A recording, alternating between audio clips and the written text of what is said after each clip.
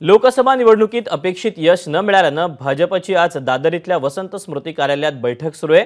या बैठकीत उपमुख्यमंत्री देवेंद्र फडणवीस, प्रदेशाध्यक्ष चंद्रशेखर बावनकुळे, चंद्रकांत पाटील यांच्यासह भाजपचे महत्त्वाचे नेते आणि पदाधिकारी उपस्थित आहेत। सगळ्यात महत्त्वाचं म्हणजे मराठा समाजाच्या नाराजीचा भाजप आणि महायुतीच्या उमेदवारांना मराठवाडा, उत्तर महाराष्ट्र आणि पश्चिम महाराष्ट्रात मोठा फटका बसला।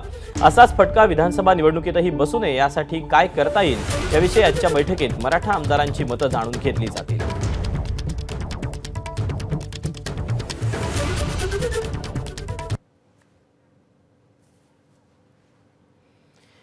या बैठकीला खासदार नारायण राणे, मंत्री पियुष गोयल,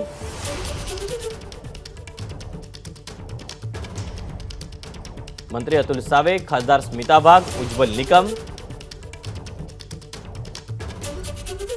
मंत्री चंद्रकांत पाटील, भाजप युवा मोर्चा महाराष्ट्र अध्यक्ष राहुल लोणीकर असे दिग्गज नेते उपस्थित आहेत। यासोबतच माजी केंद्रीय मंत्री कपिल पाटील यांचीही या बैठकीसाठी उपस्थिती आहे।